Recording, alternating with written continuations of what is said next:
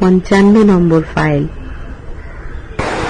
আগের ফাইলের কন্টিনিউয়েশন, পৃষ্ঠা 126, প্রশ্ন 85।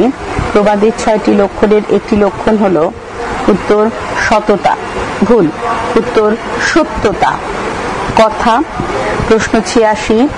লোক সাহিত্যের একটি বড় জায়গা জুড়ে রয়েছে, উত্তর লোককথা বা কথা।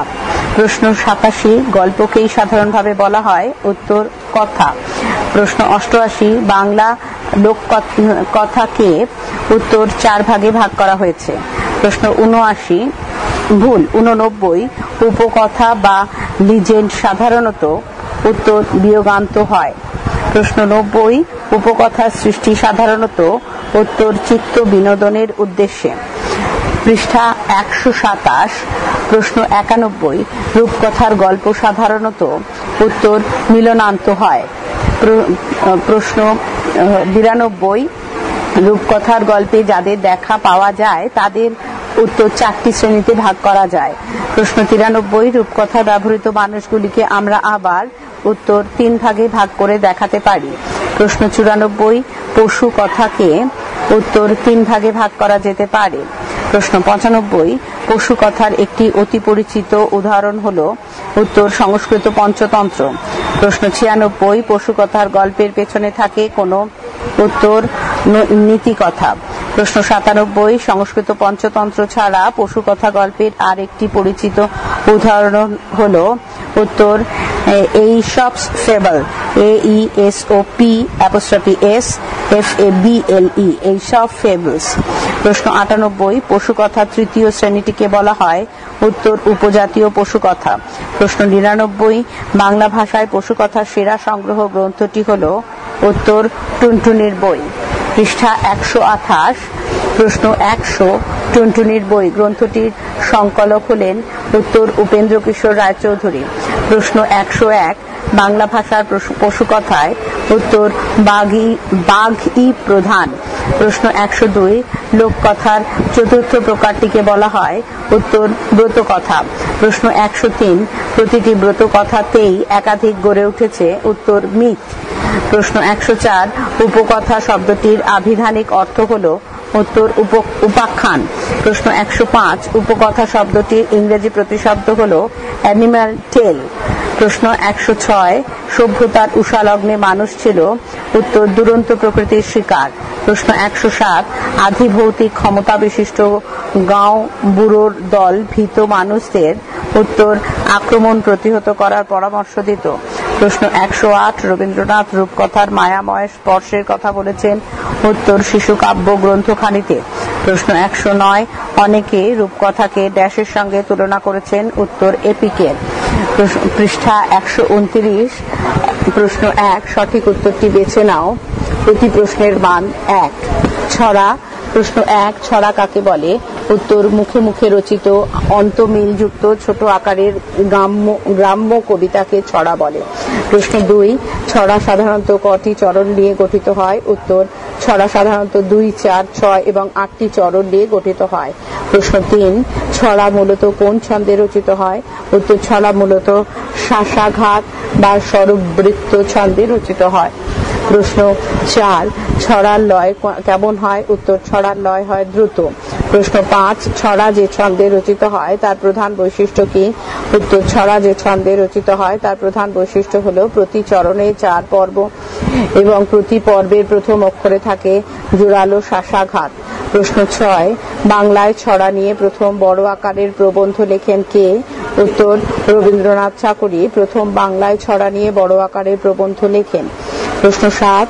রবীন্দ্রনাথ রচিত ছড়া সংক্রান্ত গ্রন্থটির নাম কি, উত্তর রবীন্দ্রনাথ রচিত ছড়া সংক্রান্ত গ্রন্থটির নাম ছেলে ভুলানো ছড়া।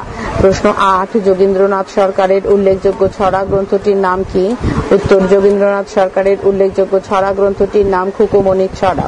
প্রশ্ন 9। খুকুমণির ছড়া গ্রন্থটিতে কতগুলি ছড়া স্থান পেয়েছে, উত্তর খুকুমণির ছড়া গ্রন্থটিতে 2 শতাধিক প্রচলিত ছড়া স্থান পেয়েছে। প্রশ্ন 10। ছড়ার নানা বৈশিষ্ট্যের প্রতি শিক্ষিত মানুষের দৃষ্টি আকর্ষণ করান কে, উত্তর রবীন্দ্রনাথ চাকুরী ছড়ার নানান বৈশিষ্ট্যের প্রতি শিক্ষিত মানুষের দৃষ্টি আকর্ষণ করান। প্রশ্ন 11, পেশায় সাংবাদিক হয়েও ছড়া লিখে জনপ্রিয় হয়েছেন কে? উত্তর, সাংবাদিক অমিতাভ চৌধুরী ছড়া লিখে জনপ্রিয় হয়েছেন। প্রশ্ন 12, লোক সাহিত্যের কলেবর বৃদ্ধিতে কার ভূমিকা গুরুত্বপূর্ণ? উত্তর, লোক সাহিত্যের কলেবর বৃদ্ধিতে ছড়ার ভূমিকা গুরুত্বপূর্ণ। প্রশ্ন 13, উৎসের দিক থেকে ছড়াকে কটি ভাগে ভাগ করা যেতে পারে? উত্তর, উৎসের দিক থেকে ছড়াকে 4টি ভাগে ভাগ করা যেতে পারে। প্রশ্ন 14, উৎসগতভাবে 4 প্রকার ছড়া কি কি? উত্তর, উৎসগতভাবে 4 প্রকার ছড়া হলো আচারমূলক, উপদেশমূলক, বিনোদনমূলক এবং শিশু তোষণমূলক। প্রশ্ন 15, রবীন্দ্রনাথ ছড়ার বিশিষ্টতা প্রসঙ্গে কোন দুটি শব্দের প্রয়োগ করেন? উত্তর, রবীন্দ্রনাথ ছড়ার বিশিষ্টতা প্রসঙ্গে কামচারিতা এবং কামরূপধারিতা শব্দ দুটির প্রয়োগ করেন। পৃষ্ঠা 130। প্রশ্ন 16, কামরূপধারিতা এবং কামচারিতা শব্দ দুটিতে কাম শব্দের রবীন্দ্র অভিপ্রেত অর্থ কি? উত্তর, কাম শব্দের রবীন্দ্র ও অভিপ্রেত অর্থ হলো ইচ্ছার জগতে বিচরণ করা। প্রশ্ন 17, কামচারিতা বা কাম রূপধারিতা কি? উত্তর, কামচারিতা বা কামরূপধারিতা হলো ইচ্ছা অনুযায়ী অন্যের রূপ ধারণ করে কামাকাঙ্ক্ষা চরিতার্থ করা। প্রশ্ন 18, পুটুরানীর বিয়ে দেব হট্টমালার দেশে এই আদি ছড়াটির পূর্ব বাংলার গ্রামাঞ্চলে কি রূপান্তর দেখা গেল? উত্তর, প্রশ্নোদ্ধৃত ছড়াটির রূপান্তর পূর্ব বাংলার গ্রামাঞ্চলে দেখা গেল নার্গিসের বিয়া দিমু উজানতালির দেশে। প্রশ্ন 19, রবীন্দ্রনাথ ছড়ার মধ্যে দিয়ে কোন বিষয়টিকে দেখানোর চেষ্টা করেছেন? উত্তর, রবীন্দ্রনাথ আমাদের দেখিয়ে দিয়েছেন মানুষের অবদমিত ইচ্ছা কিভাবে ছড়ার মধ্যে দিয়ে প্রকাশিত হয়। প্রশ্ন 20, সামগ্রিকভাবে ছড়াকে কটি ভাগে বিভক্ত করা যেতে পারে? উত্তর, সামগ্রিকভাবে ছড়াকে 3টি ভাগে ভাগ করা যেতে পারে। প্রশ্ন 21, সামগ্রিক দৃষ্টিভঙ্গি জনিত ছড়া 3টি ভাগ কি কি? উত্তর, সামগ্রিক দৃষ্টিভঙ্গি জনিত ছড়া 3টি ভাগ হলো আনুষ্ঠানিক ছড়া, শিক্ষামূলক বা উপদেশাত্মক ছড়া এবং শিশুদের জন্য ছড়া। প্রশ্ন 22, অনুষ্ঠানের ছড়াকে কটি ভাগে ভাগ করা যায়? উত্তর, অনুষ্ঠানের ছড়াকে 3টি ভাগে ভাগ করা যায়। প্রশ্ন 23, আনুষ্ঠানিক ছড়া 3টি ভাগ কি কি? উত্তর, আনুষ্ঠানিক ছড়া 3টি ভাগ হলো ব্রতের ছড়া, মন্ত্রতন্ত্র এবং টুকটাকের ছড়া এবং বিয়ে প্রভৃতি সামাজিক অনুষ্ঠানের ছড়া। প্রশ্ন 24, শিক্ষা এবং উপদেশাত্মক ছড়া কত প্রকারের হতে পারে? উত্তর, শিক্ষা বা উপদেশাত্মক ছড়া 3 প্রকারের হতে পারে। প্রশ্ন 25, 3 প্রকারের শিক্ষা বা উপদেশাত্মক ছড়াগুলি কি কি? উত্তর, 3 প্রকারের শিক্ষা বা উপদেশাত্মক ছড়া হলো ডাকের বচন, খনার বচন এবং নানা সামাজিক এবং পারিবারিক বিষয়ে সমালোচনামূলক ছড়া। প্রশ্ন 26, শিশুদের জন্য রচিত ছড়াগুলিকে কটি ভাগে ভাগ করা হয়? উত্তর, শিশুদের জন্য রচিত ছড়াগুলিকে 3টি ভাগে ভাগ করা হয়। প্রশ্ন 27, শিশুদের জন্য রচিত 3 প্রকার ছড়া কি কি? উত্তর, শিশুদের জন্য রচিত 3 প্রকার ছড়া হলো ঘুম পাড়ানো ছড়া, কান্না নিবারক ছড়া এবং খেলার ছড়া। প্রশ্ন 28, খেলার ছড়াকে কটি ভাগে ভাগ করা হয়েছে? উত্তর, খেলার ছড়াকে 2টি ভাগে ভাগ করা হয়েছে। প্রশ্ন 29, 2 প্রকার খেলার ছড়া কি কি? উত্তর, 2 প্রকার খেলার ছড়া হলো ঘরে বসে খেলার ছড়া এবং বাইরে ছোটাছুটি করে খেলার ছড়া। প্রশ্ন 30, একটি তোষলা ব্রতের ছড়ার উদাহরণ দাও। উত্তর, তোষলা তোমার কাছে মাগি বর, স্বামীপুত্র নিয়ে যেন সুখে করি ঘর। পৃষ্ঠা 131। প্রশ্ন 31, একটি পুণ্যিপুকুর ব্রতের ছড়ার উদাহরণ দাও। উত্তর, পুণ্যিপুকুর পুষ্পমালা কে খোঁজে রে দুপুর বেলা। প্রশ্ন 32, একটি ভাদুলি ব্রতের ছড়ার উদাহরণ দাও। উত্তর, নদী নদী কোথায় যাও, বাপ ভাইয়ের বার্তা দাও। প্রশ্ন 33, একটি সেঁজুতি ব্রতের উদাহরণ দাও। উত্তর, সাঁঝপুণ্যি সেঁজুতি 16 ঘরে 16 ব্রতী। প্রশ্ন 34, একটি ডাকের বচনের উদাহরণ দাও। উত্তর, স্বামীর সেবা সাঁঝে বাতি, ডাকে বলে লক্ষ্মীর স্থিতি। প্রশ্ন 35, একটি খনার বচনের উদাহরণ দাও। উত্তর, খনা বলে ডেকে আন, রোদে ধান ছায়ায় পান। প্রশ্ন 36, একটি শিশুদের ঘুম পাড়ানি বিষয়ক ছড়ার উদাহরণ দাও। উত্তর খোকা ঘুমোলো, পাড়া জুড়োলো, বর্গি এলো দেশে, বুলবুলিতে ধান খেয়েছে, খাজনা দেব কিসে। প্রশ্ন 37, ছেলেদের খেলা বিষয়ক একটি ছড়ার উদাহরণ দাও। উত্তর ইকরি মিকরি চাম চিকরি। প্রশ্ন 38, বাংলা ভাষায় ছেলে ভুলাইবার জন্য যে সকল মেয়েলি ছড়া আছে, কিছুকাল হইতে আমি তাহা সংগ্রহ করিতে প্রবৃত্ত ছিলাম, উক্তিটি কার? উত্তর উক্তিটি রবীন্দ্রনাথ ঠাকুরের। প্রশ্ন 39, কোন পত্রিকাতে রবীন্দ্রনাথের ছেলে ভুলানো ছড়া প্রকাশিত হয়? উত্তর সাধনা পত্রিকাতে রবীন্দ্রনাথের ছেলে ভুলানো ছড়া প্রকাশিত হয়। প্রশ্ন 40, কত বঙ্গাব্দে কি নামে ছেলে ভুলানো ছড়া প্রকাশিত হয়? উত্তর 1301 বঙ্গাব্দে মেইলি ছড়া নামে ছেলে ভুলানো ছড়া প্রকাশিত হয়। ধাঁধা। প্রশ্ন 41, ধাঁধা কাকে বলে? উত্তর যে বাক্যের সাহায্যে একটি মাত্র ভাব প্রকাশ করা হয়, রূপকের সাহায্যে জিজ্ঞাসার আকারে, তাকে ধাঁধা বলে। প্রশ্ন 42, কিসের উপর ভিত্তি করে সাহিত্যিক ধাঁধার সৃষ্টি হয়েছে? উত্তর সাহিত্যিক ধাঁধার সৃষ্টি হয়েছে কোন মৌলিক লোকমুখের শ্রুতিমূলক ধাঁধাকে ভিত্তি করে।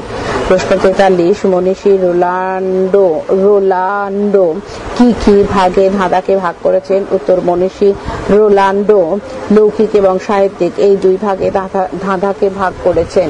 পৃষ্ঠা 132। প্রশ্ন 44, আর্চার টেলর কিসের ভিত্তিতে ধাঁধাকে ভাগ করেছেন? উত্তর আর্চার টেলর বিষয়বস্তুর সাদৃশ্য অনুসারে ধাঁধাকে ভাগ করেছেন। প্রশ্ন 45, ডক্টর আশুতোষ ভট্টাচার্য ধাঁধাকে কেমন ভাবে ভাগ করেছেন? উত্তর ডক্টর আশুতোষ ভট্টাচার্য ধাঁধাকে লৌকিক এবং সাহিত্যিক দুভাগে ভাগ করেও সেগুলিকে বাংলাদেশের নিজস্ব প্রকৃতি অনুযায়ী গ্রহ নক্ষত্র নরনারী প্রভৃতি বিষয়ে ভাগ করেছেন। প্রশ্ন 46, লৌকিক ধাঁধাকে বিষয়বস্তু অনুসারে কটি ভাগে ভাগ করা যেতে পারে? উত্তর লৌকিক ধাঁধাকে বিষয়বস্তু অনুসারে 8টি ভাগে ভাগ করা যেতে পারে। প্রশ্ন 47, প্রত্যক্ষ বস্তু ছাড়াও ধাঁধার আর কি স্থান পায়? উত্তর প্রত্যক্ষ বস্তু ছাড়াও ধাঁধায় স্থান পায় নৈর্ব্যক্তিক ভাবমূলক বস্তু। প্রশ্ন 48, ডক্টর আসারফ সিদ্দিকী কিভাবে ধাঁধাকে ভাগ করেছেন? উত্তর ডক্টর আসারফ সিদ্দিকী উপমিত বস্তুর রূপ বিচার করে ধাঁধাকে ভাগ করেছেন। প্রশ্ন 49, লোকশ্রুতিবিদ দুর্গা ভাগবত ধাঁধা প্রসঙ্গে কি মন্তব্য করেছেন? উত্তর দুর্গা ভাগবত ধাঁধা প্রসঙ্গে মন্তব্য করেছেন, the riddle incorporates a question primarily and an answer secondarily. প্রশ্ন 50, মেদিনীপুর জেলার ঝাড়গ্রাম মহকুমার অন্তর্গত বাঁশপাহাড়ি অঞ্চলে ধাঁধাকে কি নামে অভিহিত করা হয়? উত্তর মেদিনীপুর জেলার ঝাড়গ্রাম মহকুমার অন্তর্গত বাঁশপাহাড়ি অঞ্চলে ধাঁধাকে বলা হয় ফোর। প্রশ্ন 51, বাংলাদেশের বরিশালে ধাঁধাকে কি বলা হয়? উত্তর বাংলাদেশের বরিশালে ধাঁধাকে ভাঙানি বলা হয়। প্রশ্ন 52, বাংলাদেশে মাটির উর্বরতা কেন্দ্রিক একটি ধাঁধার উল্লেখ করো। উত্তর প্রকৃতির দান মাটির উর্বরতা বিষয়ক একটি ধাঁধার হলো, আশ্চর্য এই জিনিস ভাই নিত্য গর্ভবতী, পতি ছাড়া হাজার ছেলে নিত্য গর্ভবতী। প্রশ্ন 53, ধাঁধার উৎপত্তি বিষয়ে ফ্রেজার সাহেবের অভিমতটি কি? উত্তর ধাঁধার উৎপত্তি বিষয়ে ফ্রেজার সাহেবের অভিমতটি হলো, ধাঁধা সম্ভবত বছরের কোনো এক সময় আদিম মানুষের অপ্রত্যক্ষ শব্দ হিসেবে প্রচলিত হয়। প্রশ্ন 58, ধাঁধার উৎপত্তি বিষয়ে পণ্ডিত এম ব্লুমফিল্ডের মত কি? উত্তর ধাঁধার উৎপত্তি বিষয়ে এম ব্লুমফিল্ড বলেছেন, শিশুর মতো সহজ সরল আদিম সমাজে ধাঁধার জন্ম হয়েছে এবং সভ্যতার অগ্রগতির সঙ্গে সঙ্গে ধাঁধা জটিল এবং পরিবর্তিত হয়েছে। প্রশ্ন 55, গ্রিক সাহিত্যে ইডিপাসের উপাখ্যানে ধাঁধার উপস্থিতির কথা কে বলেছেন? উত্তর গ্রিক সাহিত্যে ইডিপাসের উপাখ্যানের ধাঁধার উপস্থিতির কথা ডক্টর শহীদুল্লাহ বলেছেন। প্রশ্ন 56, ধাঁধার সৃষ্টি প্রসঙ্গে ডক্টর শহীদুল্লাহর মত কি? উত্তর ধাঁধার সৃষ্টি বিষয়ে ডক্টর শহীদুল্লাহ বলেছেন, ধাঁধা বা হেয়ালি প্রাচীন জগতের সৃষ্টি। প্রশ্ন 57, ধাঁধার উদ্ভব সম্পর্কে তিতাস চৌধুরীর অভিমত কি? উত্তর ধাঁধার উদ্ভব সম্পর্কে তিতাস চৌধুরী বলেছেন, ধাঁধা অনেক আচার অনুষ্ঠান, বহু পুরা কাহিনী, রূপকথা ও লোকগাথা থেকেই এর উদ্ভব। পৃষ্ঠা 133। প্রশ্ন 58, শাব্দিক ধাঁধা কাকে বলে? উত্তর যে ধাঁধায় ভাষার কারিকুরির মধ্যে উত্তরটি লুকিয়ে থাকে এবং এক বা একাধিক শাব্দিক সংকেত থেকে সেই উত্তরটি খুঁজে নিতে হয়, তাকে শাব্দিক ধাঁধা বলে। প্রশ্ন 59, দুর্বোধ্য বা অর্থহীন শব্দ দ্বারা গঠিত একটি ধাঁধার উল্লেখ করো। উত্তর, ইড়িং বিড়িং তিরিং ভাই, চোখ দুটো তার মাথা নাই। প্রশ্ন 60, ধাঁধার একটি প্রধান গুণ কি হতে পারে? উত্তর, সংক্ষিপ্ততা ধাঁধার একটি প্রধান গুণ হতে পারে। প্রশ্ন 61, ধাঁধার একটি স্বাভাবিক প্রবণতা কি? উত্তর, ধাঁধার একটি স্বাভাবিক প্রবণতা হলো কবিতার মতো মিল রক্ষা করা। প্রশ্ন 62, ধাঁধার একটি বিশেষ বৈশিষ্ট্য কি? উত্তর, ধাঁধার একটি বিশেষ বৈশিষ্ট্য হলো তথ্যানুসন্ধিৎসা। প্রশ্ন 63, ডক্টর ওয়াকিল আহমেদ ধাঁধার কতগুলি সূত্র শনাক্ত করেছেন? উত্তর, ডক্টর ওয়াকিল আহমেদ ধাঁধার 16টি সমাধান সূত্র করেছেন। প্রশ্ন 64, নানা ধরনের ধাঁধার উল্লেখ পাওয়া যায় কোথায়? উত্তর, নানা ধরনের ধাঁধার উল্লেখ পাওয়া যায় বাঙালির বিভিন্ন পারিবারিক জীবন এবং আত্মীয় সম্পর্কিত নানা প্রকারের বিষয়কে অবলম্বন করে। প্রশ্ন 65, ধাঁধার মূল রস কি? উত্তর, সাধারণত ধাঁধার মূল রস হলো হাসি আর আমোদের রস। প্রশ্ন 66, ডক্টর ওয়াকিল আহমেদ তার কোন গ্রন্থে ধাঁধার 16টি সূত্র শনাক্ত করেছেন? উত্তর, ডক্টর ওয়াকিল আহমেদ তার বাংলা লোকসাহিত্য ধাঁধা গ্রন্থে ধাঁধার 16টি সূত্র শনাক্ত করেছেন। প্রশ্ন 67, শিবায়ন কাব্যের কোন অংশে ধাঁধার উল্লেখ আছে? উত্তর, শিবায়ন কাব্যের ফুলশয্যায় গৌরী অংশে ধাঁধার উল্লেখ আছে। প্রশ্ন 68, শিবায়ন কাব্যের ফুলশয্যায় গৌরী অংশে কারা ধাঁধা জিজ্ঞাসা করেছিলেন? উত্তর, শিবায়ন কাব্যের ফুলশয্যায় গৌরী অংশে ঋষিপত্নীরা ধাঁধা জিজ্ঞাসা করেছিলেন। প্রশ্ন 69, শিবায়ন কাব্যের ফুলশয্যায় গৌরী অংশে ঋষিপত্নীরা কাকে ধাঁধা জিজ্ঞাসা করেছিলেন? উত্তর, ঋষিপত্নীরা মহাদেবকে ধাঁধা জিজ্ঞাসা করেছিলেন। প্রশ্ন 70, ঋষিপত্নীরা মহাদেবকে কটি ধাঁধা জিজ্ঞাসা করেছিলেন? উত্তর, ঋষিপত্নীরা মহাদেবকে 8টি ধাঁধা জিজ্ঞাসা করেছিলেন। প্রশ্ন 71, লোকবিজ্ঞানী আর্চার টেলর তার কোন বইটিতে ধাঁধাকে বিষয়বস্তু সাদৃশ্য অনুসারে ভাগ করেছেন? উত্তর, আর্চার টেলর তার English riddles from oral tradition বইটিতে ধাঁধার বিষয়বস্তুকে সাদৃশ্য অনুসারে ভাগ করেছেন। প্রশ্ন 72, রাজশাহী এবং পাবনা জেলায় ধাঁধাকে কি নামে অভিহিত করা হয়?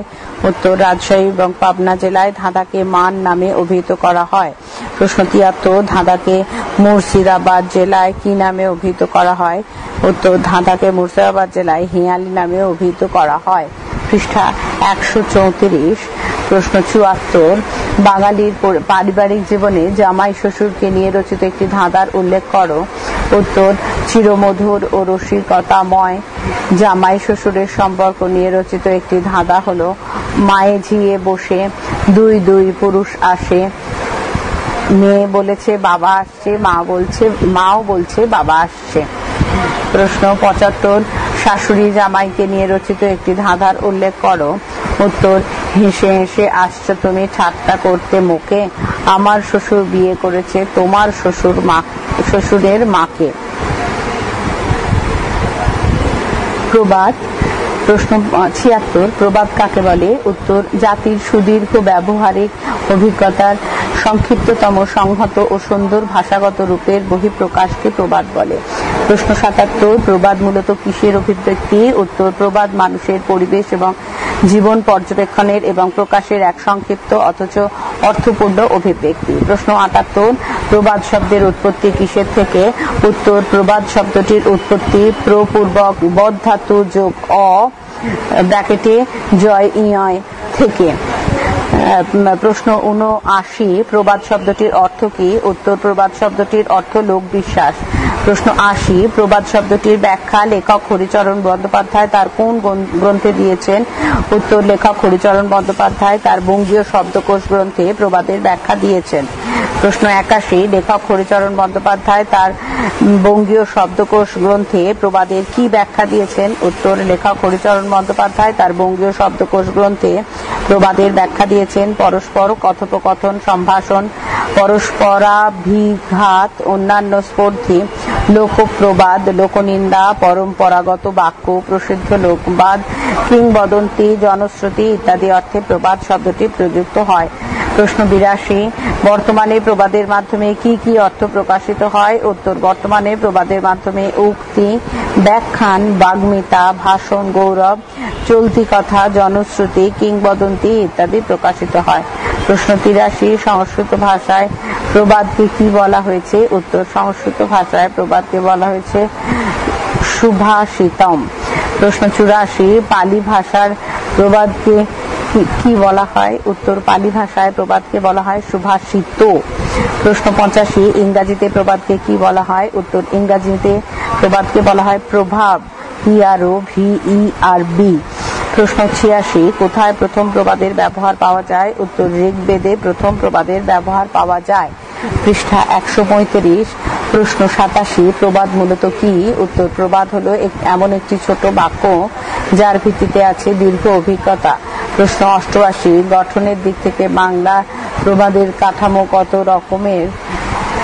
উত্তর, গঠনের দিক থেকে বাংলা প্রবাদের কাঠামো 5 রকমের। প্রশ্ন 89, বাংলা প্রবাদের 5 রকম কাঠামো, প্রথম কাঠামোটি কি? উত্তর, প্রথম কাঠামোটি হলো 2 ছাত্রের প্রবাদ। প্রশ্ন 90, 2 ছাত্রের প্রবাদ একটি উদাহরণ দাও। উত্তর, 2 ছাত্রের প্রবাদের একটি উদাহরণ হলো, দেখলুম তোমার গিন্নিপনা, নুন থাকে তো তেল থাকে না। প্রশ্ন 91, বাংলা প্রবাদের দ্বিতীয় কাঠামোটি কি? উত্তর, বাংলা প্রবাদের দ্বিতীয় কাঠামোটি হলো 4 ছত্রের প্রবাদ। প্রশ্ন 92, 4 ছত্রের প্রবাদের একটি উদাহরণ দাও। উত্তর, 4 ছত্রের প্রবাদের একটি উদাহরণ হলো, বউ ভাঙলো সরা, গেল পাড়া পাড়া, শাশুড়ি ভাঙলো নাদা, ও কিছু নয় দাদা। প্রশ্ন 93, প্রবাদের প্রথম ভাবগত লক্ষণটি কি? উত্তর, প্রবাদের প্রথম ভাবগত লক্ষণটি হলো 2 সমান্তরাল ধারণার বিরোধ। প্রশ্ন 94, প্রবাদের দ্বিতীয় ভাবগত লক্ষণটি কি? উত্তর, প্রবাদের দ্বিতীয় ভাবগত লক্ষণ হলো 2টি ধারণার সমান্তরাল প্রকাশ। প্রশ্ন 95, প্রবাদের তৃতীয় ভাবগত লক্ষণটি কি? উত্তর, প্রবাদের তৃতীয় ভাবগত লক্ষণটি হলো 2টি ধারণার মধ্যে যেটি নমর্থক বা নেতিবাচক সেটির প্রতিষ্ঠা। প্রশ্ন 96, লৌকিক প্রবাদ মূলত কি? উত্তর, লৌকিক প্রবাদ হলো মূলত লোক প্লাস উক্তি ইজিক্যাল টু লোকোক্তি। প্রশ্ন 97, আর্চার টেলর ইংরেজি প্রবাদ সম্পর্কে তার বিখ্যাত বইটিতে কি লিখেছেন? উত্তর, আর্চার টেলর ইংরেজি প্রবাদ সম্পর্কে তার বিখ্যাত বইটিতে লিখেছেন যে প্রবাদের 6টি লক্ষণ প্রায় বিশ্বজনীন। প্রশ্ন 98, আর্চার টেলর প্রদর্শিত প্রবাদের 6টি লক্ষণ কি? উত্তর, টেলর প্রদর্শিত প্রবাদের 6টি লক্ষণ হলো সত্যতা, চিরন্তনতা, সংক্ষিপ্ততা, বুদ্ধিদীপ্ততা, স্মরণযোগ্যতা এবং সামাজিক অভিজ্ঞতা পূর্ণতা। প্রশ্ন 99, সভ্যতা বলতে টেলর কি বোঝাতে চেয়েছেন? উত্তর, সভ্যতা বলতে টেলর বোঝাতে চেয়েছেন প্রবাদের উপস্থাপনা কৌশলটিকে। প্রশ্ন 100, মাটি বাপের নয়, মাটি হলো দাপের। প্রবাদটির বাংলা সরলার্থ কি? উত্তর, প্রবাদটির সরলার্থ হলো জমি জমার মালিকানা বেশিরভাগটাই হলো গায়ের জোরের ব্যাপার। প্রশ্ন 101, প্রকৃতি বিষয়ক একটি প্রবাদের উদাহরণ দাও। উত্তর, প্রকৃতি বিষয়ক একটি প্রবাদ হলো, যদি বর্ষে মাঘের শেষ, ধন্য রাজার পূর্ণ দেশ। প্রশ্ন 102, সংসারের জন্য সর্বপ্রকার ত্যাগ স্বীকার সম্পর্কে মেয়েদের একটি প্রবাদের উল্লেখ করো। উত্তর, পূর্বে নারী পূর্বে ছাই, তবেই নারীর গুণ গাই। এটি নারীদের সংসারের ক্ষেত্রে ত্যাগ স্বীকারের নিদর্শনজনিত প্রবাদ। পৃষ্ঠা 136। প্রশ্ন 103, প্রবাদকে কি বলা হয়? উত্তর, প্রবাদকে বলা হয় মূলত মৌখিক বাকশক্তি। প্রশ্ন 104, প্রবাদের ভাষায় কি লক্ষ্য করা যায়? উত্তর, প্রবাদের ভাষায় নানাভাবে বুদ্ধিদীপ্ততার প্রকাশ দেখা যায়। প্রশ্ন 105, কার কোন কাব্যে প্রবাদের প্রয়োগ আছে নানা জায়গায়? উত্তর, ভারতচন্দ্রের অন্নদামঙ্গলে প্রবাদের প্রয়োগ আছে নানা জায়গায়। প্রশ্ন 106, ভারতচন্দ্রের অন্নদামঙ্গলে প্রয়োগ আছে এমন একটি প্রবাদের উল্লেখ করো। উত্তর, বড়র পিরিতি বালির বাঁধ, ক্ষণে হাতে দড়ি ক্ষণেকে চাঁদ। প্রশ্ন 107, প্রবাদকে লোক সাহিত্যের কিসের সঙ্গে তুলনা করা হয়? উত্তর, প্রবাদকে লোক সাহিত্যের মণিরত্ন তুল্য হিসেবে ধরা হয়। প্রশ্ন 108, একটি স্মরণযোগ্যতা সূচক প্রবাদের উদাহরণ দাও। উত্তর, একটি স্মরণযোগ্যতা সূচক প্রবাদের উদাহরণ হলো, জানি তোমার গিন্নিপনা, নুন থাকে তো তেল থাকে না। প্রশ্ন 109 প্রবাদের অপর 6টি লক্ষণগুলি কি কি? উত্তর, প্রবাদের অপর 6টি লক্ষণ হলো সংক্ষিপ্ততা, সরলতা, আলংকারিকতা, সত্যতা, প্রাচীনতা এবং সাধারণভাবে প্রয়োগযোগ্যতা। প্রশ্ন 110 প্রবাদ সাধারণত কত প্রকারের এবং কি কি? উত্তর, প্রবাদ সাধারণত 2 প্রকারের, সাহিত্যিক প্রবাদ এবং লৌকিক প্রবাদ। প্রশ্ন 111 শ্রীকৃষ্ণ কীর্তন কাব্যের মধ্যে বাঙালি খাদ্যরসের পরিচয় প্রকাশক একটি প্রবাদের উল্লেখ করো। উত্তর, শ্রীকৃষ্ণ কীর্তন কাব্যের মধ্যে বাঙালি খাদ্যরসের পরিচয় প্রকাশক প্রবাদটি হল শুক্তার পাতা কাসন্দির ঝোলে তেলের ওপর দিয়া তোলে। প্রশ্ন 112 কৃষি বিষয়ক একটি প্রবাদের উল্লেখ করো। উত্তর, কৃষি বিষয়ক একটি প্রবাদ হলো খনা বলে চাষার পো শরতের শেষে সরিষারও। প্রশ্ন 113 কোন সময় থেকে প্রবাদ মানুষকে লোক শিক্ষা দিয়ে আসছে? উত্তর, প্রাচীন মিশরীয় যুগ থেকে প্রবাদ মানুষকে লোক শিক্ষা দিয়ে আসছে। কথা। প্রশ্ন 114 কথা কাকে বলে? উত্তর, মুখে মুখে প্রচলিত আছে যে গল্প তাকেই সাধারণত কথা বলা হয়। প্রশ্ন 115 বাংলা লোককথাকে কটি ভাগে ভাগ করা হয়? উত্তর, বাংলা লোককথাকে সাধারণত 4টি ভাগে ভাগ করা হয়। প্রশ্ন 116 বাংলা লোককথার 4টি ভাগ কি কি? উত্তর, বাংলা লোককথার 4টি ভাগ হলো উপকথা, রূপকথা, পশুকথা এবং ব্রতকথা। প্রশ্ন 117 কি উদ্দেশ্যে উপকথার সৃষ্টি হয়েছে?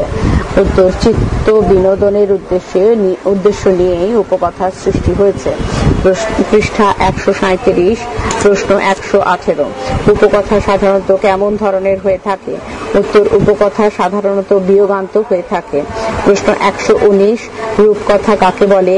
উত্তর, বাস্তবের সঙ্গে সম্পর্কহীন যে গল্প গড়ে উঠেছে অপ্রাকৃত এবং প্রাকৃত প্রাণী এবং মানুষের এবং অলৌকিক এবং অতিলৌকিক চরিত্রের ক্রিয়া প্রতিক্রিয়া জাত ঘটনার বিবরণ থেকে তাকে বলা হয় রূপকথা। প্রশ্ন 120 রূপকথার গল্প কেমন হয়? উত্তর, রূপকথার গল্প মিলনান্ত হয়। প্রশ্ন 121 রূপকথার গল্পে কি দেখানো হয়? উত্তর, রূপকথার গল্পে দেখানো হয় সৎপক্ষের এবং অসৎপক্ষের পরাজয়।